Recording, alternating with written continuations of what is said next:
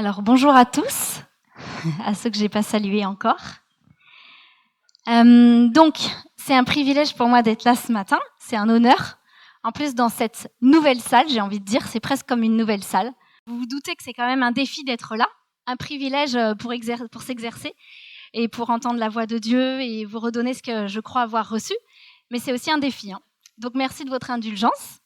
Et puis n'hésitez pas aussi à me faire un petit signe si je vais trop vite parce que ça peut être mon défaut ça. Je galope. Donc quand Séverine m'a demandé si je voulais prêcher une deuxième fois, eh bien j'ai dit d'accord Seigneur, mais alors qu'est-ce que tu veux nous dire individuellement et en tant qu'assemblée, et dans cette saison, qu'est-ce que tu veux nous dire? Et depuis quelque temps, je sens vraiment très très fort sur mon cœur, et je pense qu'on le sent pour beaucoup, c'est il revient bientôt. Et donc j'ai senti que le Saint-Esprit appuyait en me disant dis-leur que je viens bientôt. Alors je sais que vous le savez tous, il l'a dit il y a plus de 2000 ans, mais aujourd'hui on est plus proche que jamais. Aujourd'hui on est plus proche qu'hier. Et je sens vraiment qu'il est à la porte. Et je sentais une insistance du Saint-Esprit pour dire, il vient bientôt, préparez-vous. D'accord, je vais parler de ça, mais par quelle bouche je prends les choses, Seigneur? Il y aurait tellement à dire et par où je commence? Et en fait elle est où? Manu Goethal, qui m'a donné le début de ce message. Je ne sais pas si elle est là, je ne la vois pas. Un jour, à une soirée où on accueillait Cyril Cerdan ici, c'était une soirée sur la guérison, il a fait un appel pour ceux qui voulaient recevoir la prière. Et Manu, si je ne me trompe pas, s'est mise à gambader, à bondir dans la pièce. Je crois qu'elle a fait 2 ou 3 fois le tour, hein, non? En tout cas, voilà. Et elle a fait ça, pour ceux qui étaient là. Cette soirée-là, vous vous en souvenez? Et sans plus d'explications, mais bon, il se passe des fois des choses, voilà. Moi, j'ai continué mon truc, la louange, tout ça. Et puis le lendemain, elle a témoigné, elle a dit qu'elle avait fait ça par obéissance au Saint-Esprit pour acter une guérison. Enfin, le Saint-Esprit lui avait dit de faire ça parce qu'elle avait mal à la cheville, c'est la cheville, au genou. Et elle a obéi en bondissant dans cette pièce. Et elle avait expliqué qu'elle avait deux choses qui lui parlaient beaucoup en ce moment. Un livre qu'elle lisait sur l'homme chevreuil, je ne connais pas du tout, et un passage dans Cantique des Cantiques qui dit « Il vient bondissant sur les collines ». Oui, d'où le titre du message. Donc ça a été le point de départ pour vous apporter ce que je pense avoir reçu pour nous aujourd'hui. Et du coup, j'ai regardé d'un peu plus près ce passage dans le Cantique des Cantiques. Et c'est un passage sur lequel j'avais déjà beaucoup réfléchi et médité il y a quelques années en arrière. Mais le Seigneur m'a à nouveau parlé et j'ai senti que c'était vraiment pour nous aujourd'hui. Donc, on va aller regarder un petit peu ce que ça dit. Donc, c'est dans Cantique des Cantiques 2. On va commencer avec le verset 8 à 10. 8 à 9. C'est la voix de mon bien-aimé. Le voici, il vient, sautant sur les montagnes et bondissant sur les collines. Mon bien-aimé est semblable à la gazelle ou au faon des biches. Le voici, il est derrière notre mur, il regarde par la fenêtre, il regarde par le treillis. Et ce qui m'a interpellée d'abord, avant de le voir bondir, c'est qu'on voit, ou plutôt on entend, sa voix. On ne la voit pas, on l'entend. C'est la voix de mon bien-aimé. Donc c'est d'abord sa voix qui vient à nous. Parce qu'il vient, il revient, il vient bientôt. Et là, la bien-aimée, ce qu'elle entend d'abord, c'est la voix du bien-aimé. Et sa voix, je pense que voilà, on est tous ses brebis, on est tous appelés et faits pour l'entendre, sa voix. Et parfois, elle est douce comme un doux murmure, mais parfois, elle est violente, elle est bruyante comme le bruit des grandes eaux. Et moi, je ne veux pas tout vous donner ce matin, vous pouvez faire des devoirs chez vous, mais je vous invite à lire le psaume 29, que je trouvais extraordinaire, qui s'intitule « La voix de l'Éternel ».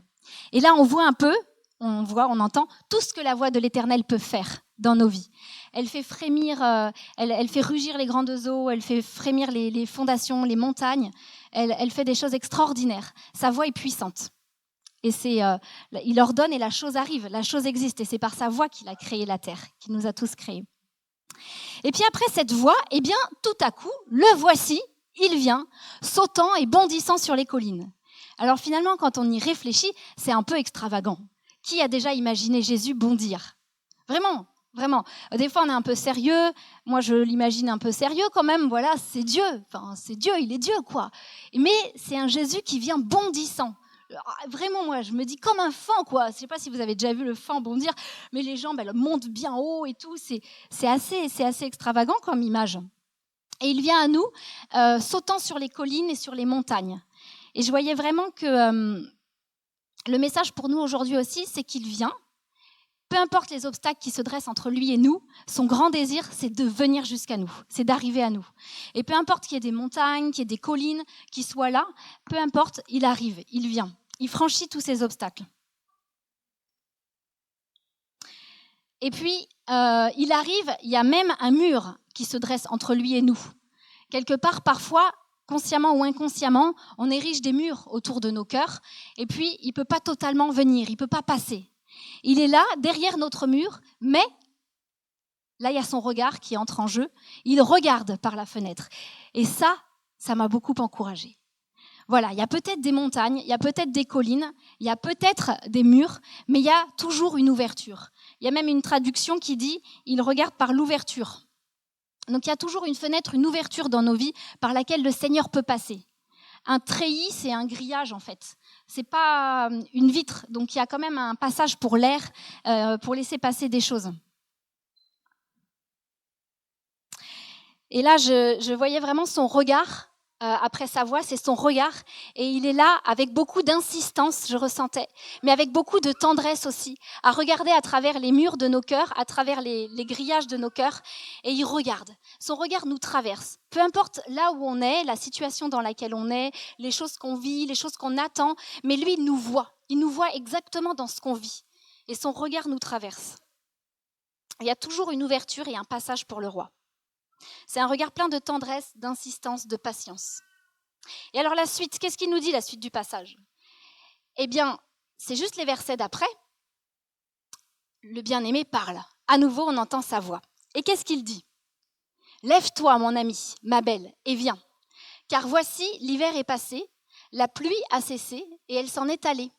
Les fleurs paraissent sur la terre, et le temps de chanter est arrivé, et la voix de la tourterelle se fait entendre dans nos campagnes. Le figuier embaume ses fruits et les vignes en fleurs exhalent leur parfum.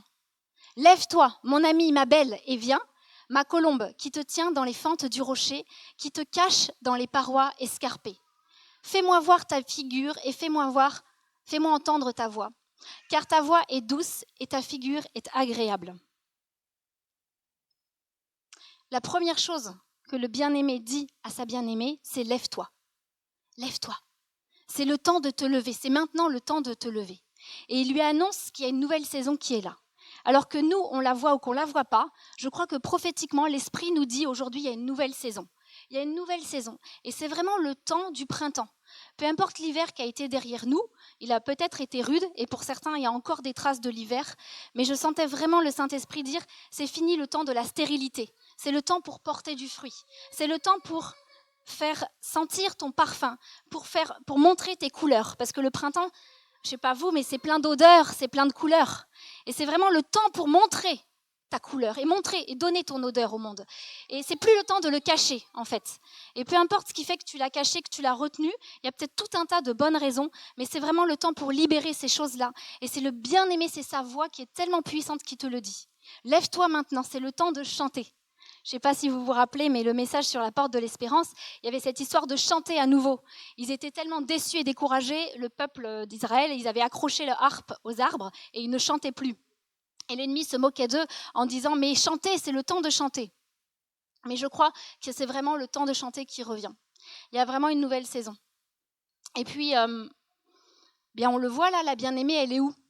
Elle est dans les fentes du rocher, dans les parois escarpées. Et je crois que il y a des saisons où on se cache, où on est dans certains retranchements, on est dans des grottes, des cavernes, des endroits isolés, des endroits humides, et pour certaines raisons, soit des circonstances de la vie, soit aussi parce qu'on a tout un tas de raisonnements, de choses qui font que on en est arrivé là. Et je sentais vraiment qu'il n'y a pas de reproche de la part du Seigneur, de culpabilité à avoir. Juste, il nous voit, son regard nous voit et il nous culpabilise pas de dire « mais qu'est-ce que tu fous là ?» C'est juste vraiment « viens, sors maintenant ». Et je l'entends qui dit « fais-moi voir ta figure, fais-moi entendre ta voix ». Et ça a vraiment été dans mon cœur comme le cri du Seigneur. C'est juste pour ça qu'il nous a créés. Il a tellement envie en fait d'entendre notre voix et de voir notre visage. C'est tellement doux et tellement agréable pour lui. Comme elle expliquait Véronique, il nous a façonnés comme l'argile de ses propres mains. Et son désir, c'est pas que sa petite dame qui est si belle soit cachée dans ce rocher, c'est de la voir, c'est de l'entendre, c'est de lui parler. Il nous dit qu'on est si beau, qu'on est si bien fait, que notre voix est si agréable. Et il ne nous culpabilise pas qu'on se soit resté caché, qu'on se soit mis derrière ces murs, ce grillage, ou dans ces parois escarpées. Mais juste, fais-moi entendre ta voix. Et je pense que vous pourriez dire à votre voisin ce matin, ta voix est douce et ta figure agréable. Parce que c'est ce que le Seigneur vous dit. C'est ce que le Seigneur nous dit à chacun d'entre nous.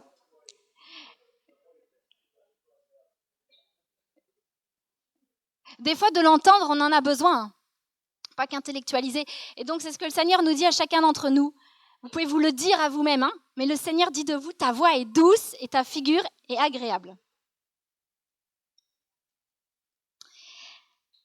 Je vais continuer et je vais aller un peu plus loin au chapitre 5 parce que justement, donc là, le bien-aimé arrive, il bondit sur les collines, il par-dessus les obstacles, il arrive derrière ce mur, il regarde à travers ce grillage et là, il demande à la bien-aimée, viens, fais-moi voir ton visage, fais-moi entendre ta voix. Et que se passe-t-il de son côté? Comment est-ce qu'elle réagit? Qu'est-ce qu'elle lui dit? Je passe un petit peu parce qu'il y a des descriptions, mais on va tout de suite au chapitre 5. Et c'est un passage qui m'a longtemps parlé aussi, celui-là. Et la bien-aimée répond. Donc là, il toque, il vient, il veut entrer et elle répond. J'étais endormie, mais mon cœur veillait. C'est la voix de mon bien-aimé qui frappe. Ouvre-moi, ma sœur, mon amie, ma colombe, ma parfaite, car ma tête est couverte de rosée. Mes boucles sont pleines des gouttes de la nuit. J'ai ôté ma tunique, comment la remettrai-je? J'ai lavé mes pieds, comment les salirai-je? C'est ce qu'elle lui répond. Alors j'aime beaucoup le début, c'est comme une contradiction. J'étais endormie, mais mon cœur veillait. Donc parfois on s'assoupit, on s'endort, on dort, on pense qu'on n'est pas en feu, qu'on n'est pas réveillé pour Jésus. On a des saisons où on se dit, oh là là, je suis loin. Mais moi, ce qui me rassure énormément et qui m'encourage, c'est qu'il y a toujours une partie de nous, au-dedans de nous, qui est quand même éveillée. Et je crois que ça, c'est le Saint-Esprit en nous qui le fait. Il y a vraiment cette petite flamme, cette petite partie en nous qui est quand même éveillée et qui, en fait, parce qu'on a été créé pour ça, qui soupire après lui, qui soupire et qui l'attend. Consciemment ou inconsciemment, il y a une partie de nous qui est là et qui soupire après lui, même si on croit qu'on dort, même si on croit qu'il y a tout qui est éteint, il y a une partie qui est quand même allumée. Et je crois qu'avec notre collaboration, ça, le Saint-Esprit le fait grandir et après, c'est tout l'être entier qui est éveillé, corps, âme et esprit. Mais ça m'encourage. Il y a quand même cette partie qui est éveillée. Parce que finalement, elle l'attend, le bien-aimé. Elle l'attend quand même dans son cœur. Et là, c'est intéressant parce que ce n'est pas sa main qui frappe, mais c'est sa voix. Donc quand je vous parlais de la voix de l'Éternel, c'est sa voix directement qui frappe à nos cœurs. Elle frappe avec insistance et douceur. Et puis qu'est-ce qu'il dit d'elle à nouveau? Alors cette fois, ce n'est pas ma colombe, ta voix est douce, c'est ma colombe, ma parfaite, pardon. Et là, parfaite, je me suis arrêtée là-dessus et j'ai dit non, moi je me vois pas parfaite. En fait, ça me va pas. Enfin, j'ai beaucoup de mal, je pense chacun. Je dis non, je suis pas du tout parfaite. Il y a plein d'endroits où je suis nulle et moi je me vois pas parfaite. Et j'ai senti, moi je te vois parfaite. Et j'ai été voir la racine du mot. En hébreu, c'est tam. Et parfait, ça ne veut pas dire parfait dans le sens qui ne pêche pas, qui est vraiment parfait, la perfection, qui ne pêche pas. C'est dans le sens complet, complète, entière, accomplie, intègre. Et en fait, c'est comme ça qu'il nous voit. Il nous voit complet, il nous voit intègre, il nous voit accompli. Quand il a dit tout est accompli, il a dit tam, en fait, il a dit tout est parfait. Parfait, accompli, c'est pareil, enfin, dans la pensée juive. Donc lui, il nous voit accompli, ou en chemin, ou en tout cas, voilà, il y a des choses que lui, potentiellement, il a tout mis, et puis, petit à petit, on se dirige vers cette perfection-là. Ça aussi, ça m'a beaucoup encouragée. Bon, et puis le bien-aimé, on a l'impression qu'il a quand même fait une longue route pour nous atteindre. Je ne sais pas vous, mais il a la tête couverte de rosée, ses boucles sont pleines des gouttes de la nuit. Donc on a l'impression qu'il a traversé quand même les ténèbres, la nuit, il a traversé tout un tas de choses pour arriver jusqu'à nous. Mais il est arrivé à la porte. Après cette longue route. Et qu'est-ce qu'elle lui répond, la bien-aimée? C'est intéressant, non? Bon, j'ai mis les pieds là, comme ça on voit bien, ses pieds sont propres. Et puis pour différentes raisons, elle n'a pas envie de se lever et d'aller ouvrir au bien-aimé. Elle a des excuses, valables ou non. Mais moi je me suis dit, ouais, combien de fois, en fait, il y a tout un tas de choses qui me volent l'intimité avec le bien-aimé, qui me happent et qui me volent l'intimité avec le bien-aimé. Que ce soit le confort, l'apathie, la flemme, certains raisonnements. On peut avoir tout un tas de raisonnements. J'ai enlevé ma tunique, j'ai les pieds bien propres, je suis prête à dormir, et puis j'ai besoin d'heures de sommeil. On peut argumenter, on peut trouver des raisons pour dire je ne vais pas venir ouvrir, ou même des raisonnements plus profonds. Et il y a tellement longtemps, j'ai essayé d'ouvrir, mais j'ai jamais réussi. Et puis t'étais pas là quand j'ai ouvert la dernière fois, ou t'es pas venu. J'étais attendue à cet endroit-là, et là ça s'est pas passé. Et il y a beaucoup de déception, de découragement, d'amertume qui font qu'en fait, il y a un truc qui veille, mais il y a une partie de nous qui somnole et qu'on n'a pas vraiment le courage ou l'envie, la force d'ouvrir cette porte. Alors, que fait le bien-aimé? Est-ce qu'il s'en va? Vous connaissez la suite? La suite, c'est mon bien-aimé a passé la main par la fenêtre et mes entrailles se sont émues pour lui. Je me suis levée pour ouvrir à mon bien-aimé et de mes mains a dégoûté la myrrhe. De mes doigts, la myrrhe répandue sur la poignée du verrou. J'ai ouvert à mon bien-aimé, mais mon bien-aimé s'en était allé. Il avait disparu. J'avais le souffle coupé quand il me parlait. Je l'ai cherché, je ne l'ai point trouvé. Je l'ai appelé, il ne m'a point répondu. Donc il y a plein d'étapes là en fait. Mais d'abord, donc, elle lui répond qu'elle ne va pas se lever. Et lui, qu'est-ce qu'il fait? Il passe la main par la fenêtre. Il s'avance un petit peu pour nous donner faim, pour nous donner soif, pour exciter l'envie, pour dire « je suis là ». Et là, ses entrailles sont émues pour lui. Il y a différentes versions, mais dans d'autres versions, j'ai trouvé « mon cœur en a frémi », où j'ai été bouleversée à cause de lui. En fait, on est touché, on est ému dans nos entrailles quand le Seigneur s'avance. Il y a tout en nous qui soupire, en fait, après le toucher de Dieu. Je ne sais pas vous, mais dès que Dieu commence à nous toucher, dès qu'on on expérimente vraiment sa présence, il y a quelque chose en nous qui réagit et qui n'attend que ça, en fait. Et là, elle, ça la réveille. Elle se lève, c'est ça que ça produit. Du coup, le toucher du Seigneur produit le fait qu'elle se lève. Elle se lève et elle va pour ouvrir la porte. Et ouais, c'est ça. Donc je ne peux que répondre à son amour et à son appel et je me lève.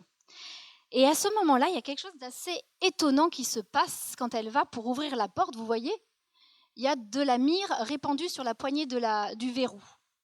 Et selon certaines traductions, j'ai trouvé aussi goutte à goutte. Là, c'est pas écrit.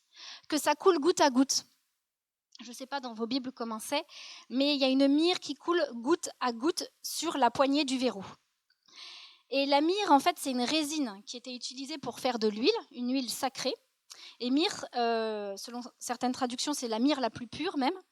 Et myrrhe, ça vient du mot amer, l'amertume. J'ai trouvé ça intéressant qu'en fait, peut-être cette bien-aimée, elle a un peu d'amertume dans sa vie. Et je pense qu'on en a tous, en fait, de l'amertume. Parce que quand on marche avec le Seigneur ou pas, mais quand on marche, dans la vie, il y a des choses difficiles et ça peut générer parfois de l'amertume. Et cette amertume, quand elle se lève, avec la présence du Saint-Esprit, avec l'onction, elle est transformée en huile qui va faire sauter les verrous. Ça fait péter les verrous, ça fait huiler les verrous, mais elle ne vient pas tout d'un coup. Là, elle vient goutte à goutte. Des fois, on voudrait que l'onction fasse que d'un coup, ça, je ne sais pas, les blocages se lèvent, les choses, elles avancent. Moi, il y a des situations dans nos vies où on voudrait que ça d'un coup, quoi. Et des fois, c'est pas d'un coup, je crois. Des fois, c'est goutte à goutte. Mais il y a suffisamment, il y a de l'huile. C'est une huile qui coule, une huile de guérison, une huile d'onction, une huile rafraîchissante, une huile aimante. La myrrhe, c'est le parfum de l'amour, pour moi. C'est ce qui a été apporté comme cadeau à Jésus. C'est aussi une huile d'autorité et une huile puissante pour m'aider à franchir les murs que j'ai érigés autour de mon cœur. Cette huile fait sauter les verrous. Et ça me fait penser au Ésaïe 61, qui dit « L'Esprit du Seigneur est sur moi, il m'a oint ». Donc l'Esprit, l'onction, l'Esprit vient pour nous oindre. L'huile, l'Esprit, ça va ensemble. Il m'a oint pourquoi ? Pour... Oui, vous connaissez, hein ? Pour libérer les captifs, pour guérir ceux qui ont le cœur brisé, pour proclamer aux captifs la liberté et aux prisonniers la délivrance. Voilà, donc les captifs sortent grâce à cette huile, grâce à cette onction. Et ça peut être pour notre nation, ça peut être pour des gens qu'on aime, mais c'est aussi pour nos vies. Et c'est ça, il vient bientôt, le retour du Seigneur, c'est préparer nos cœurs, ouvrir nos cœurs pour le recevoir, pour redémarrer démarrer cette histoire d'amour avec lui. Alors, où j'en suis ? Voilà, donc cette huile aussi, elle permet d'ouvrir la porte au Dieu de l'espérance. Pour faire le lien avec l'autre message que je vous ai partagé, là, il y a une porte encore. Et donc, grâce à cette huile, on peut ouvrir la porte de l'espérance tout à nouveau, au Dieu de l'espérance. C'est lui qui est derrière la porte. Et là, oui, du coup, il y a l'huile qui coule, elle ouvre la porte, mais manque de peau, il n'est plus là. Moi, je me dis quand même, ah non, il exagère. Enfin, voilà, c'est la série du suspense. Et il n'est plus là. Attends, elle s'est levée, ça y est, il y a la mire qui a coulé, les verrous ont pété, elle y est, et lui, il n'y est plus. Je me suis dit, franchement. Et moi, j'aime bien le Cantique des Cantiques parce que j'aime beaucoup jouer à cache-cache, même maintenant, avec mes enfants. Mais quand j'étais petite, j'adorais le cache-cache. Et je trouve que le Cantique des Cantiques, c'est un peu comme un cache-cache. Mais un cache-cache, vous savez, quand on se cache avec un enfant, on fait exprès de ne pas se cacher très bien. Genre derrière un rideau, mais on laisse les pieds bien sortir, histoire qu'il voit qu'il y a quelqu'un derrière. Et je crois que le Seigneur fait pareil avec nous. Il se cache un peu pour nous donner envie, nous donner soif. Enfin, moi, je vois Ruben, quand il me cherche, il est hyper excité dans la maison, quoi. Il pousse des cris, il est en mode, je vais trouver maman. Et ça crée une excitation en nous aussi de le chercher. S'il se donnait, si on le trouvait tout de suite, il n'y aurait pas cette faim et cette soif qui serait attisée. Donc je me dis peut-être il est parti aussi pour voir, enfin voilà, la bien-aimée, en tout cas, il y a le désir, l'envie de passer du temps avec lui, de le trouver, de le retrouver, qui a été attisé, qui a été réveillé. Mais il va falloir qu'elle le cherche. Et la suite, c'est « Je l'ai cherché et je ne l'ai point trouvé, je l'ai appelé et il ne m'a point répondu ». Donc là, il y a quand même dans son cœur une démarche où va falloir chercher, va falloir appeler, elle va aller dans la ville, demander aux gardes. Je n'ai pas mis la suite, mais elle se fait même taper par les gardes. Il lui enlève son châle, je crois, je ne sais plus. Avez-vous vu mon bien-aimé ? Mais elle a vraiment le désir, elle demande aux jeunes filles de la ville, est-ce que vous l'avez vu ? Mais qu'est-ce qu'il a, ton bien-aimé, de plus que les autres pour que tu le cherches comme ça ? Mais du coup, elle va vraiment le chercher de partout. Et vous connaissez la fin, mais vous pourrez lire le dernier chapitre du Cantique des Cantiques. Elle le trouve. Il se trouve. Mais voilà, le Cantique des Cantiques, c'est un va et un vient comme ça. Et vraiment pour réveiller en nous le désir et la soif. Et puis j'aime beaucoup aussi, j'avais le souffle coupé quand il me parlait. Voilà, quand la parole de Dieu vient dans nos vies, il y a quelque chose en nous, on a comme le souffle coupé. On a, je voyais aussi, son départ me rendait éperdu, je perdais tous mes moyens. Voilà ce que ça produit, la voix du bien-aimé dans nos vies. Son départ nous rend éperdus.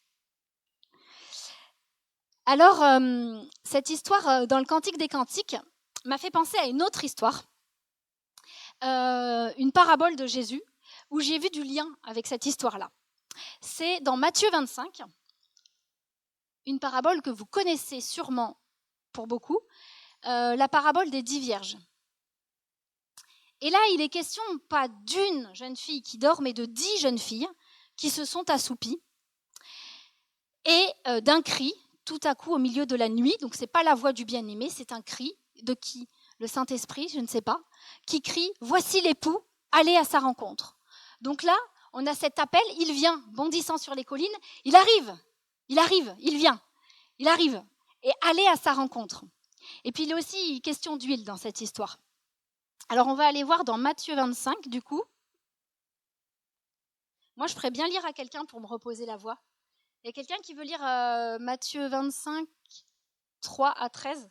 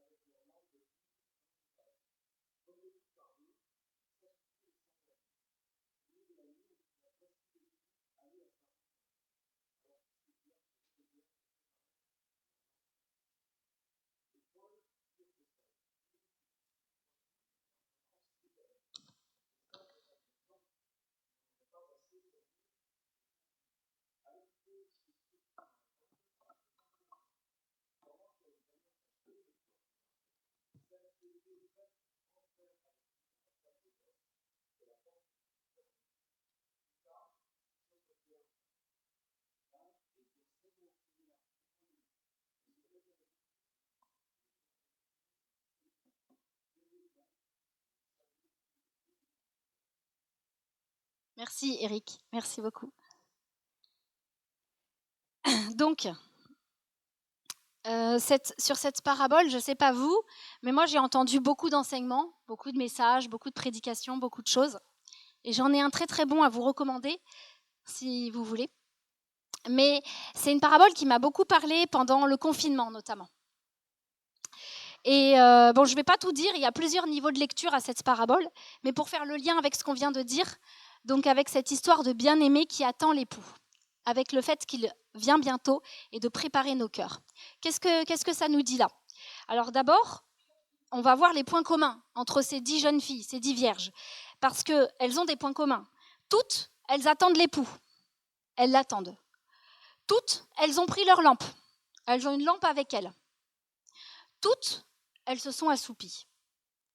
Donc, en fait, cette lampe, il y a un psaume qui dit « Ta parole est une lampe devant mes pas ». Donc, c'est vraiment, ça symbolise en partie la parole de Dieu. Et elles ont toutes reçu la parole. Elles ont toutes reçu l'écriture, elles ont toutes cru en la parole, en l'écriture. Et elles marchent avec, elles ont cette lampe. Donc, quelque part, elles attendent toutes l'époux, elles croient toutes le retour de Jésus et elles attendent son retour, les 10 vierges. Donc, il n'est pas question, entre les insensés et les sages, que ce soit une partie l'Église et puis l'autre partie, finalement, les non-croyants ou ceux qui pêchent, qui font... voilà, c'est pas ça. Pour moi, c'est 10 vierges, c'est toute l'Église. Elles représentent dans leur entièreté l'ensemble du corps de Christ, l'ensemble de l'Église, puisqu'elles sont là, qu'elles ont la parole avec elles et qu'elles attendent Jésus. Mais il y a quelque chose qui les différencie. Il y en a 5 qui ont de l'huile en réserve et il y en a 5 qui n'en ont pas.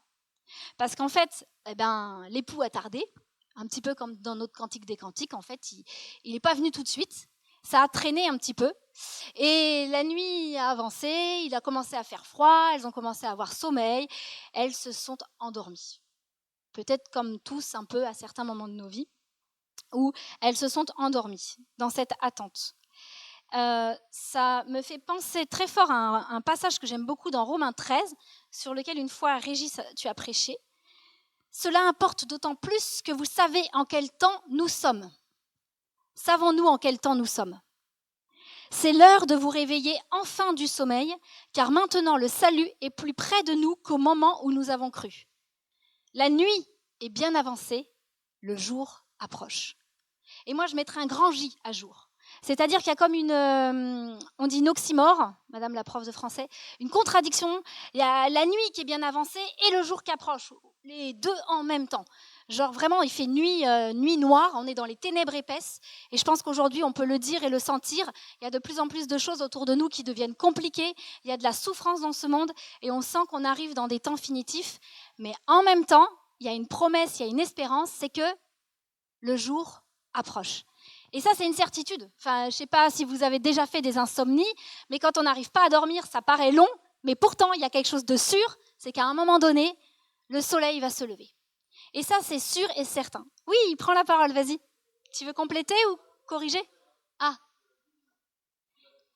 La nuit est avancée, le jour approche. Romains 13, versets 11 à 12. C'est dans Romains 13, versets 11 à 12. Et la suite est très, très intéressante, mais je ne vais pas aller dedans parce que ça va être trop long. Donc, vraiment, cela importe d'autant plus que vous savez en quel temps nous sommes. D'autant plus. Est-ce que vous savez en quel temps nous sommes? C'est l'heure de vous réveiller enfin du sommeil. Il y a une certitude, la nuit, elle est avancée. Et il y a ce cri de minuit, et au milieu de la nuit, et selon d'autres traductions, en anglais, c'est midnight, à minuit. Il y a un cri qui retentit. Et l'époux arrive. Donc sa venue est certaine. Sa venue est sûre et certaine. L'époux arrive. Matthieu 25, verset 13, qui nous dit « Veillez donc, puisque vous ne savez ni le jour ni l'heure. » C'est la conclusion de cette parabole. Donc vraiment de veiller. Donc on en revient à nos 10 vierges. On a vu leurs points communs et leurs différences du coup. Eh bien, il y en a 5. Donc, elles ont toutes une lampe. D'accord ? Leur lampe était allumée, mais comme l'époux a tardé, eh bien, elles se sont éteintes. J'aurais pu mettre une image, mais à l'époque, c'est des lampes à huile. Donc, la réserve d'huile dans la lampe s'est éteinte, et donc, il n'y a plus de lumière. Problème. L'époux arrive, il fait nuit, mais il y en a qui ont de l'huile en réserve pour rallumer leur lampe, et il y en a qui n'ont plus d'huile. Et là, vent de panique, les 5 insensés disent aux 5 sages, vite, s'il vous plaît, donnez-nous de votre huile, donnez-nous de votre huile. Et là, il y a quelque chose d'un peu dur, un peu terrible, c'est qu'on leur dit, il n'y en aurait pas assez pour vous et pour nous, allez vite en acheter chez ceux qui en vendent. Alors, qui sont ceux qui en vendent ? Je n'irai pas là-dedans, mais en tous les cas, d'avoir de l'huile, ça prend du temps et ça demande de l'effort, de l'énergie. Parce qu'il faut l'acheter, ça s'achète, c'est quelque chose qui coûte, voilà, ça coûte. Donc on ne peut pas l'acquérir comme ça, d'un seul coup. Et là, le temps qu'elles aillent en acheter, elles reviennent, elles arrivent à la porte des noces, elles frappent, et la porte est fermée, et on leur dit « Je ne vous connais pas ». Et là, je trouve que c'est très dur ce message-là. Elles s'entendent dire, c'est où précisément ? « Seigneur, Seigneur, ouvre-nous ». Mais il répondit, « Je vous le dis en vérité, je ne vous connais pas. »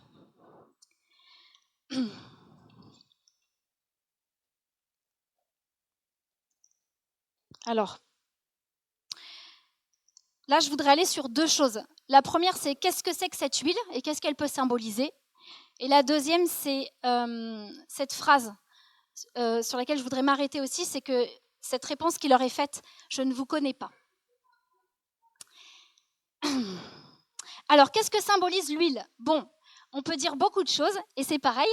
Je vais donner un morceau de ce que moi j'ai compris, et sûrement qu'on pourrait tous avoir une révélation qui se compléterait bien les uns les autres. Cette huile, pour moi, ça symbolise notre relation avec Dieu. Ça symbolise le Saint-Esprit. Cette huile qui a coulé goutte à goutte des mains de la Sulamite pour ouvrir des verrous de fer, pour rétablir la relation avec le bien-aimé, car c'est son désir de nous connaître. Donc pour moi, cette huile, c'est vraiment le temps passé avec Dieu, un trésor inestimable, incorruptible, que personne ne peut nous enlever. Et ça, c'est depuis le lieu secret, d'où le temps, l'énergie, l'effort, c'est depuis le lieu secret qu'on acquiert cette huile, une huile indispensable pour nos vies. Et en fait, c'est une huile dont on a besoin tous les jours. Et sur l'histoire de cette huile, c'est pas seulement juste recevoir le Saint-Esprit une fois, et puis bon, c'est bon, j'ai de l'huile. Ou c'est pas juste parce que je parle en langue que c'est bon, j'ai le Saint-Esprit, j'ai de l'huile. En fait, j'ai écouté un message de Yvan Castanou, je vous le dis, qui s'appelle « Passer le cri de minuit, il sera trop tard ». Et je m'appuie un peu sur des choses qu'il dit. Il dit que cette huile, en fait, c'est le travail du Saint-Esprit en nous. Parce que comment on fait pour obtenir de l'huile ? Avec des olives. Je ne sais pas la presse comment elle est faite, mais il faut les écraser, il faut les presser. Et c'est vraiment en fait ce travail de presse, de pression exercé sur les olives qui fait qu'on a de l'huile. Donc c'est pas juste le Saint-Esprit qui vient en nous, paf, et je suis pleine d'huile, c'est aussi laisser le Saint-Esprit faire son œuvre en nous, faire son travail en nous. Comme elle disait Véronique sur le potier, nous façonner, nous forger. Nous émonder, nous tailler. C'est vraiment laisser le Saint-Esprit faire ces choses en nous. Alors, ça ne veut pas forcément dire des épreuves. Oui, aussi, parce qu'on sait que c'est dans les épreuves. À Gethsémane, avec le jardin des Oliviers, là, il y a eu quelque chose où Jésus a vraiment été sous pression. Et il y a vraiment une huile qui est sortie à ce moment-là. Donc, à travers les épreuves de nos vies, mais tout simplement, je ne veux pas vous annoncer que des épreuves, mais tout simplement laisser le Seigneur faire son œuvre en nous. C'est là qu'il y a de l'huile qui vient. Ça veut dire se laisser être vulnérable. Être authentique, laisser le Saint-Esprit faire ce qu'il a à faire avec nous, le laisser nous travailler, nous parler, nous montrer quand il y a besoin de demande de pardon. Il dit, Yvan Castanou, le Saint-Esprit est venu pour te préparer. Il est venu pour te remplir, te conduire et te revêtir. Alors te remplir, le Saint-Esprit, ça veut dire qu'il n'y a plus de place en toi pour le reste. Il n'y a que le Saint-Esprit, il n'y a plus de place pour les autres choses de ce monde. Te conduire, c'est marcher par l'Esprit. Et te revêtir, c'est être revêtu du Saint-Esprit pour entrer dans ta destinée, pour entrer dans ce pourquoi il t'a formé de toute éternité. Donc le Saint-Esprit, il fait tout ça en nous. Il dit aussi cette réserve d'huile, c'est la romance, la dépendance, la communion, l'intimité et l'obéissance au Saint-Esprit. La romance, la dépendance, la communion, l'intimité, l'obéissance au Saint-Esprit. Les insensés n'ont pas fait du Saint-Esprit la personne la plus importante de leur vie. Elles n'ont pas donné au Saint-Esprit la possibilité de les tailler, de les émonder. Elles n'ont pas fait de la communion avec le Saint-Esprit la priorité de leur vie. Alors là, l'idée, c'est pas de se mettre la pression et de se dire « Ouh là là, est-ce que j'y suis, est-ce que j'y suis pas ?» Mais c'est un curseur pour nos vies. C'est de se dire « Est-ce que je laisse la place au Saint-Esprit?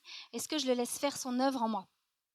Et je ne sais pas vous, mais moi, des fois, je commence à paniquer et à me dire mince, là, j'ai fait une semaine pourrie, pour être poli, et vraiment, j'ai fait n'importe quoi dans cette semaine-là, et j'ai pas passé du temps avec Dieu, et je suis pas du tout en mode rempli du Saint-Esprit, si vous voyez ce que je veux dire.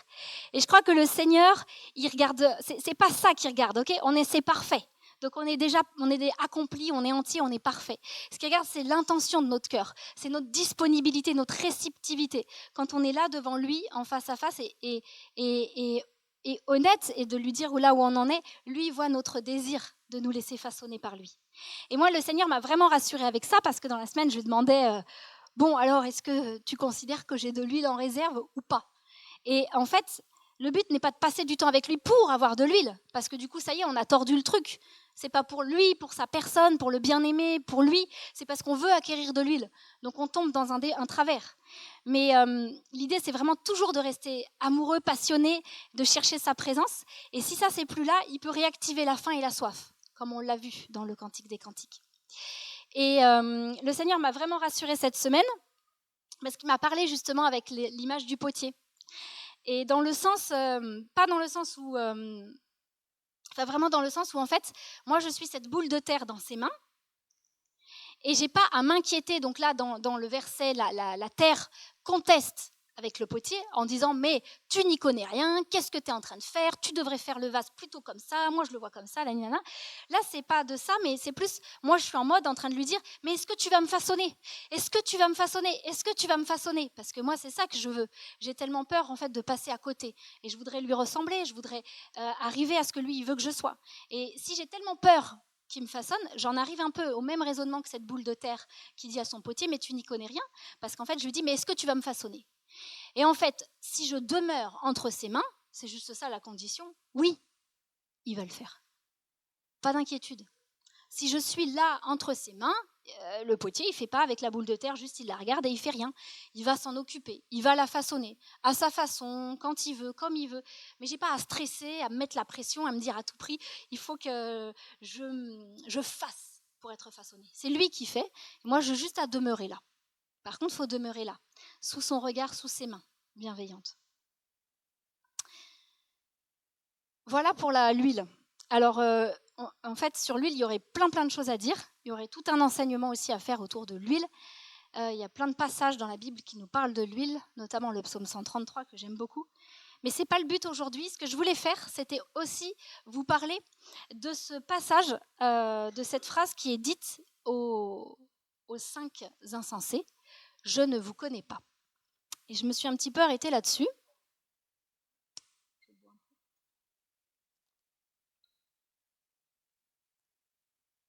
Je ne vous connais pas. Je me suis dit, oh là là, c'est dur. Waouh, quand même. On n'aimerait pas trop entendre ça, quoi. Je ne vous connais pas. Pourtant, elles attendaient l'époux, je vous expliquais, elles font partie de l'église, elles viennent, elles toquent, elles font partie du corps, et elles s'entendent dire, je ne vous connais pas. Et alors, je me suis penchée un petit peu sur la racine du mot, et là, c'est le mot eido, dans je ne vous connais pas, en grec, qui veut dire voir, expérimenter, découvrir, connaître, avoir une attention sûre et chérir. Alors, là, ça fait un peu théorique, mais après, on va aller dans le concret. Il y a aussi d'autres mots, un autre mot en grec qui est un synonyme, qui veut dire aussi connaître. C'est ginosko. Et ginosko, ça veut dire, c'est apprendre à connaître, venir à la connaissance, apercevoir, percevoir, sentir. Savoir, comprendre, avoir la connaissance. C'est aussi un mot utilisé par les Juifs pour parler de la relation sexuelle entre un homme et une femme. Quand dans Genèse 4, il est dit « Adam connut sa femme et elle enfanta un fils », c'est connu, connaître. Il la connaît et c'est un synonyme de relation sexuelle. Donc, Eido, j'ai dit, gynosco. Non, je crois que c'est Yada, mais c'est pas grave. Après, Yada, pour connu, Ève, c'est ça? Connu, c'est Yada. Donc c'est Yada qui est utilisé. Ce mot-là, en hébreu, ça veut dire savoir, connaître, apprendre à connaître, percevoir, apercevoir, trouver, discerner. Savoir par expérience, reconnaître, admettre, avouer, confesser, considérer, connaître une personne d'une façon charnelle aussi, ce que je vous disais pour Adam et Ève, rendre connu, être ou devenir connu, être révélé. Bon, tout ça pour dire qu'en fait, connaître, nous, petits Français, bien intellectuels, on pense que connaître, c'est là. Et oui, et connaître, c'est pas connaître uniquement des choses sur quelqu'un. Je peux connaître des choses sur toi, mais je peux te connaître, et c'est différent. Et c'est vraiment aussi connaître quelqu'un. C'est expérimenter, c'est vivre des choses avec. C'est expérimenter. Et vraiment, dans le mot connaître, il y a toutes ces choses-là aussi. Donc, quand Jésus leur dit « je ne vous connais pas », il y a tout ça avec. Je ne veux pas juste connaître des choses sur vous, je veux vous connaître intimement, je veux connaître votre cœur. Et la grande question que je me suis posée, c'est « Seigneur, est-ce que tu me connais ?» Et réciproquement, est-ce que je te connais ? Est-ce qu'on connaît le Seigneur ? Est-ce qu'on connaît Dieu ? Moi, je suis tombée dans la marmite quand j'étais petite. J'ai grandi dans une famille chrétienne et on m'a toujours parlé de Dieu. Et des choses sur lui, j'en connais. Je connais des choses sur lui, finalement. Mais est-ce que je le connais ? Est-ce que je me contente de ce que les autres me disent de lui et ça va comme ça ? Ou est-ce que finalement, je le connais personnellement ? Est-ce que j'ai une relation avec lui ? Est-ce que j'ai une intimité ? Est-ce que j'ai expérimenté des choses avec lui ?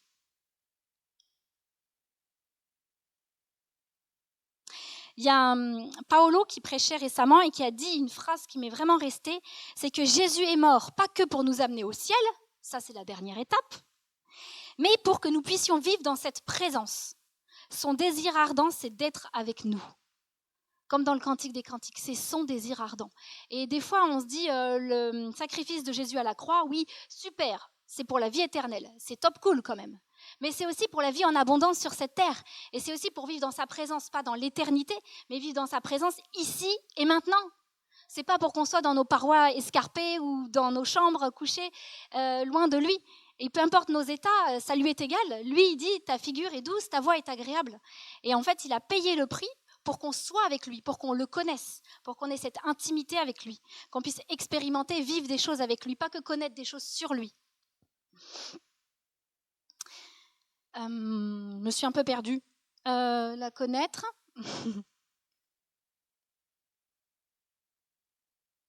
Voilà, c'est ça, la phrase dite à Philippe.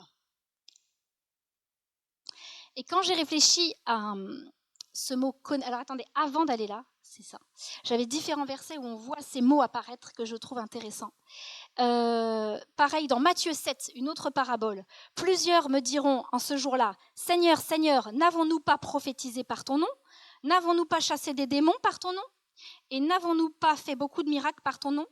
Alors je leur dirai ouvertement, je ne vous ai jamais connu. Gynosco, ou Gynosco, je ne sais pas comment on dit. Retirez-vous de moi, carrément. Ensuite, l'Éternel dit à Moïse, je ferai aussi ce que tu me demandes là, parce que tu as trouvé grâce à mes yeux et que je te connais par ton nom. Yada, je te connais. J'ai pas mis les versets, si vous les voulez, je vous les enverrai sur WhatsApp ou je sais pas. Il y a aussi le bon berger, dans Jean 10. Je suis le bon berger, je gynosco mes brebis. Et elles me connaissent. Mes brebis entendent ma voix et je les connais, gynosco, et elles me suivent. Avec le mot yada, dans Daniel 11, mais le peuple de ceux qui connaîtront leur Dieu se fortifiera et fera de grands exploits. Le peuple de ceux qui connaîtront leur Dieu. Donc vraiment connaître Dieu, connaître sa voix, le connaître, nous connaître, le connaître. Et quand j'ai réfléchi à cette question de connaître, j'ai trouvé ce verset où Philippe demande à Jésus, montre-nous le Père. Et Jésus lui répond, il y a si longtemps que je suis avec vous, et tu ne m'as pas connu, Philippe. Celui qui m'a vu a vu le Père. Comment dis-tu, dis-tu, montre-nous le Père. Et en fait, cette phrase, ce verset m'a vraiment touchée, émue, m'a même fait pleurer quand je l'ai lu, parce qu'en fait, je me suis sentie concernée. Il y a si longtemps que je suis avec toi, Marion, et tu ne m'as pas connue. En fait, on marche avec lui, puis en fait, on ne le connaît pas. On croit le connaître, mais en fait, on ne le connaît pas, on fait semblant, ou on se contente de peu de choses. En fait, il est là, depuis toujours, à nos côtés. Il y a si longtemps que je marche avec toi, mais tu ne m'as pas connue. Et je crois vraiment que dans le fait de connaître quelqu'un, moi, quand je connais quelqu'un, quand j'ai une amie et que j'ai envie de la connaître, de passer du temps avec elle, eh bien, je vais passer du temps avec elle, je vais parler avec elle, mais je vais aussi faire des choses avec elle, parce que c'est comme ça qu'on se connaît. Je sais pas, moi, les week-ends d'église, les week-ends en amoureux, c'est là qu'on a le plus de moments où on peut connecter et se connaître en faisant des activités. Et moi, j'ai mis une table de pique-nique parce que je trouve que c'est très français, mais c'est aussi très biblique. Mais manger, s'inviter à manger les uns les autres, si on veut faire connaissance, c'est souvent comme ça que ça passe. Je ne sais pas vous, mais quand on arrive dans une région et qu'on veut connaître les gens, on s'invite à manger. Et Jésus a tellement envie de manger avec nous. Je me tiens à la porte et je frappe, et celui qui ouvre, je viendrai, je souperai avec lui. C'est très biblique aussi. Ou alors même, il dresse une table face à nos adversaires. Il veut manger avec nous. Il y a quelque chose de l'intimité qui est partagée dans le repas. Et il y a si longtemps qu'il est avec nous et qu'il veut manger avec nous, qu'il veut faire des choses avec nous. Et quand on connaît quelqu'un, moi je ne vous connais pas tous très bien, mais finalement quand on connaît quelqu'un, on connaît un peu ses rêves, ses désirs, ses talents, ses goûts, son odeur, sa couleur préférée, ses défis, ses défauts. Est-ce que vous connaissez tout ça de Jésus ? Ses défauts, il n'en a pas. Mais est-ce que lui, il connaît tout ça de vous ? Alors dans l'autre sens, je ne vous connais pas. Est-ce que lui connaît ça de nous ? Est-ce qu'on ose être authentique et lui dire en fait, est-ce qu'il nous connaît intimement ? Est-ce qu'il connaît nos cœurs ? On se dit des fois, oui, il lit, il sait tout, mais je crois qu'il aime entendre notre voix et voir notre visage et connaître tout ça de nous. Son désir ardent, c'est de nous connaître. Je veux te connaître. Je veux te connaître. Alors,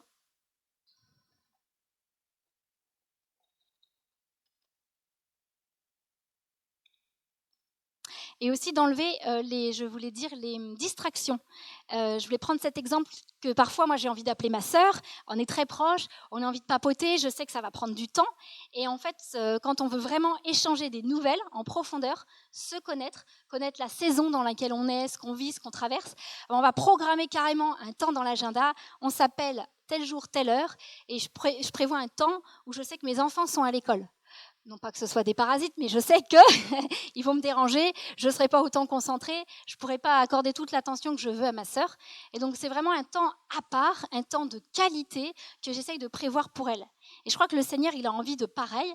Dans le Cantique des Cantiques, il y a « Prenez-nous les renards » là, qui nous ravagent les vignes et tout ça quand elles sont en fleurs.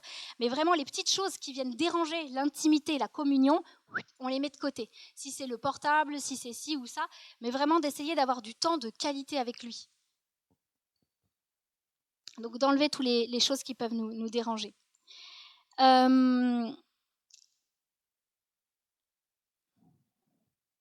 je voulais terminer avec ce verset où je vous disais au début que je voulais vous parler du fait qu'il vient bientôt. Préparons nos cœurs. Le réveil, c'est d'abord dans nos vies, dans nos cœurs, et c'est aussi autour. Et ce réveil-là, le Seigneur vient. Est-ce qu'on est prêt ? Est-ce que nos cœurs sont prêts ? Est-ce qu'on a de l'huile ? Est-ce qu'on le connaît ? Et il est encore temps. Le cri de minuit n'a pas retenti. Après le cri de minuit, il sera peut-être trop tard, mais il est encore temps pour passer du temps avec lui, pour acquérir de l'huile dans le lieu secret, pour apprendre à le connaître, pour qu'il nous connaisse aussi. Et c'est vraiment, je sens le désir de son cœur pour cette saison. Et dans Osée 6, 3, il y a un lien direct entre sa venue et le fait de le connaître. Connaissons, cherchons à connaître l'Éternel. Sa venue est aussi certaine que celle de l'aurore. Il viendra pour nous comme la pluie, comme la dernière pluie qui arrose la terre. La dernière pluie. Il y a une pluie qui vient, on a dit, où c'est comme l'aurore, c'est sûr, elle va venir. Le jour va se lever. Sa venue est aussi certaine que l'aurore. Il n'y a aucun doute là-dessus. Et en attendant, ce qu'il y a écrit, cherchons à connaître l'Éternel. C'est vraiment le message qui nous est donné, je pense, pour les temps dans lesquels on est. Et il veut se laisser connaître. Il veut se laisser connaître. Donc je vais terminer comme ça et je vais prier avec ce verset, si vous êtes d'accord.